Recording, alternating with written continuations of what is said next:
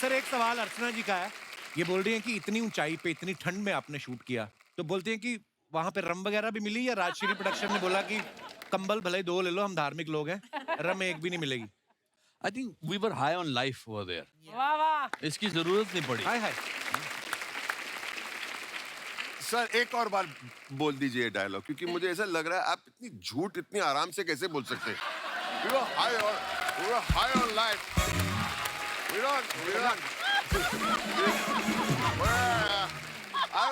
didn't need rum. We didn't need rum. We were having whiskey, that's why. We were high on life. मैं तो खैर life में I have never had more than one drink. इसमें line नहीं एक है. Drink भी बहुत काफी है आपके लिए. ओह, मैं ये सोच रहा हूँ सर हमारे पास आप थोड़ी सी देर के लिए आए, इतना मजा आ रहा है आपके साथ बैठ के, तो आप लोगों ने सेट पे कितनी मस्ती मजाक हुई होगी.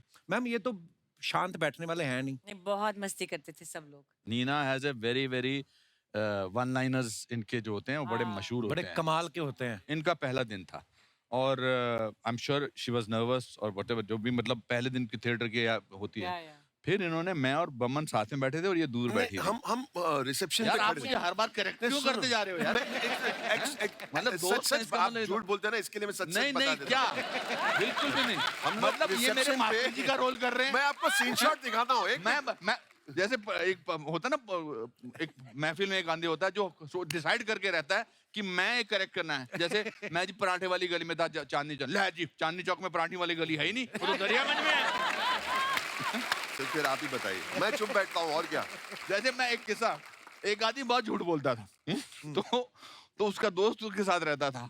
उसने कहा यार तू इतना झूठ मत बोला कर, मुझे बड़ा एम्बैरेसिंग होता है. तो कहता मुझे पता नहीं लगता मैं झूठ बोल रहा हूँ. अच्छा। तो कहता नेक्स्ट डे मैं खांस दिया करूंगा अच्छा। अगर तू झूठ बोल रहा है. तो नेक्स्ट डे फिर वो महफिल में बैठे थे तो उसने कहा कि यार कल मैं जा रहा था सड़क पे, मैंने 100 फुट का सांप देखा. तो कहता 75 का तो होगा ही. तो वो फिर आता कहता नहीं मेरे ख्याल से 60 का था.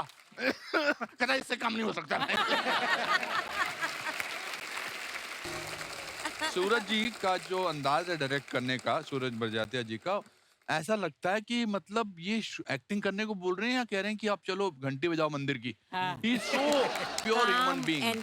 और उनके सेट पर कोई नहीं ज्यादा कोई गुस्सा नहीं करता, कोई चिल्लाता नहीं है. अब सीन ऐसा था, रियल पुल था वो सस्पेंशन वाला पुल, तो उसमें ट्रैकर्स जो हैं वो आधे पुल पर जाना है उनको और उनको चिल्लाना है कि यहाँ पर, और उसके बाद फिर वो क्रॉस करना है. दूर थे और यहाँ पर सूरज जी मतलब 1.5 किलोमीटर 1 किलोमीटर था कम से कम दूर. थोड़ा कम कर.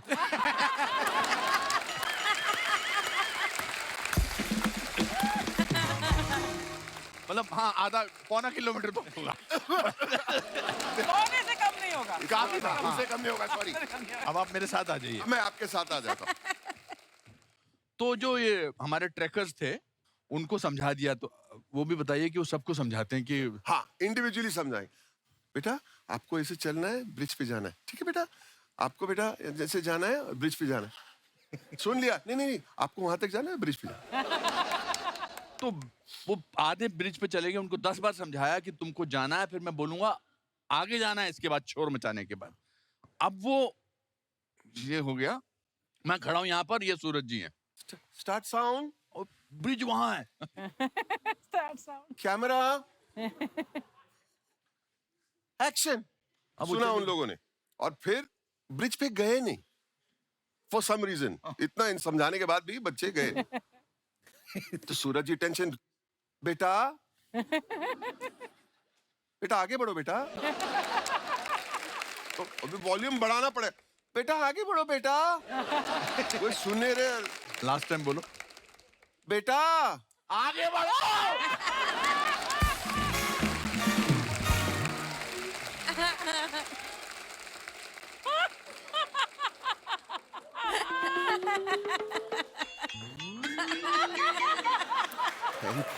Thank you.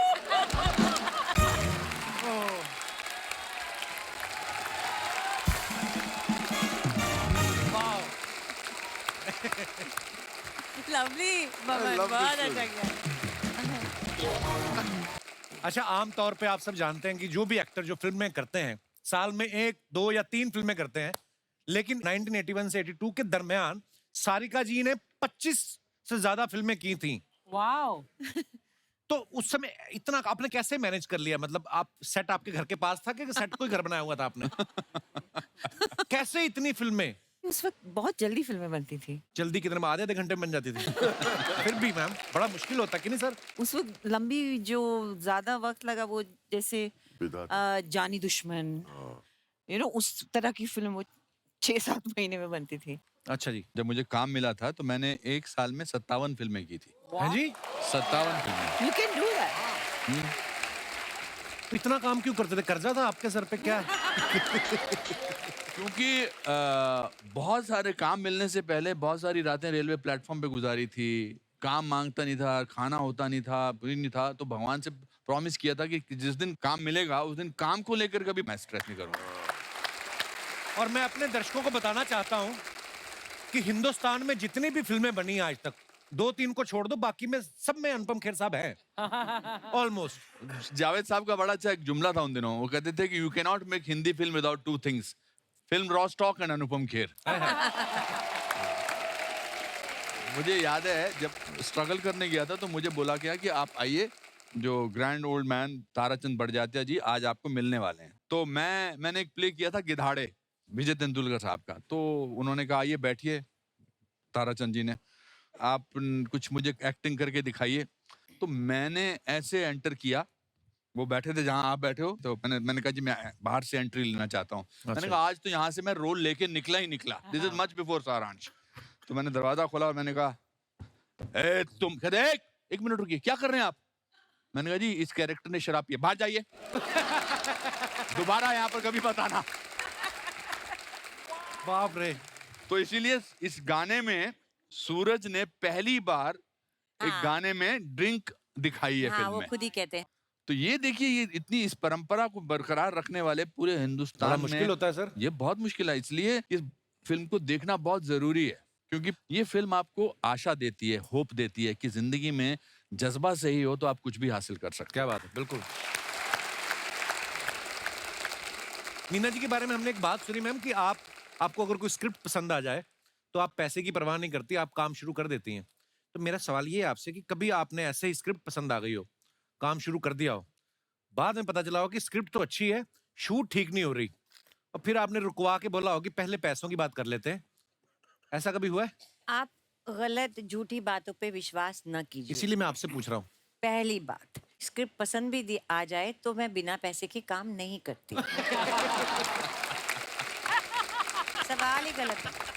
और हिंदी फिल्म इंडस्ट्री में हमेशा याद रखना, अब तो पता नहीं होता कि नहीं, बट मैंने ऐसी बहुत सारी फिल्में हैं, पापा जी इसमें एक कम करो कि पूरी पिक्चर में थोड़ा नुकसान हो गया, इसमें आप 2 लाख End रुपए में कम कम कर दो, करो। एंड में कम कर दो, मैं आपको अगली पिक्चर में मजा ले, उसके बाद किसी भी पिक्चर में ले ले वो। Really? नहीं ले, That's कभी भी true. नहीं उस ले। 2 लाख के चक्कर में आगे कितना नुकसान हो नहीं जाता नहीं, है। वो हाँ वो नहीं, अब उसके बाद कुछ नहीं हो सकता था। अब पर एक बात थी उन पहले के जमाने में और आपके जमाने, आपने कहा ना बॉन्डिंग हमारी कैसे हुई। जी। सबसे बड़ा इसका रीजन था कि there was no vanity vans in at Yes. Nepal. Absolutely. नहीं, इवन इन ऊंचाई के जब हमने शूटिंग की थी नेपाल में, तो वहां पर शॉट देने के बाद पहाड़ के नीचे बैठना पड़ता था। Between shots का जो टाइम होता है ना, तो इसलिए there was more that bonding is the bonding time. हमारे बच्चन साहब इस समय इस शो में नहीं है। I must say that Bachchan साहब ने इस फिल्म को डिग्निटी दी है by his presence, of course by his performance, his towering this thing. हमने तो जब शूटिंग की गर्म कपड़ों में वहां पर, उसके बाद उन्हीं कपड़ों में कुछ सीन हमको दिल्ली में करने थे। अच्छा जी। तो वहां पर था -4, -3, -2, और यहाँ और पर? फिर दिल्ली की 44 डिग्री सेंटीग्रेड में शूटिंग कर उतने ही गर्म कपड़े पहन के। बच्चन साहब हाँ, यार उनके चेहरे पर शिकन हो हाँ, जाए। उनको गर्मी नहीं लगती, बैठे रहते जैकेट पहन के गर्मी में बाहर। मुझे मेरा Set पहला पे। किस्सा याद आ गया। मैं आखिरी रास्ता की शूटिंग पे गया था, मेरा पहला बार मैं बच्चन साहब को मिल रहा था, और तब तक मेरा थोड़ा दिमाग खराब हो गया था। मैं 25-30 फिल्में कर चुका था, मुझे एसी चाहिए होता था, पंखा चाहिए होता था, मैं कह रहा था। और चेन्नई में शूटिंग थी, तो चेन्नई में मैंने कहा मेरा एसी किधर है यार, एसी का मेरे एसी के बगैर एक्टिंग नहीं निकल रही है, गर्मी बहुत है, ओ माय गॉड पंखा चलाओ यार। तो मैंने कहा मेरा पहला सीन किसके साथ है? कहता बच्चन साहब के साथ। मैंने कहा अच्छा। बच्चन साहब देखा सेट पे बैठे हुए, दाढ़ी, मूछ, विग, पैंट, शर्ट, कंबल ओढ़ के बैठे हुए, किताब पढ़ रहे हैं। तो मैं उनके पास गया, मैंने कहा हेलो सर, कहते हाँ हाँ अनुपम आए ना, बैठिए बैठिए, आपकी सारांश देखिए बैठिए। मैंने कहा सर गर्मी नहीं सर लग इतनी गर्मी में आपने ये दाढ़ी मूछ विग लगा, आपको गर्मी नहीं लगती? तो मुझे कहते हैं गर्मी के बारे में सोचता हूँ अनुपम तो लगती है, नहीं सोचता तो नहीं लगती। And that man is still like Still that the at the age of 80. क्या बात है? He's such an inspiration. वाह वाह बच्चन साहब, we love you sir.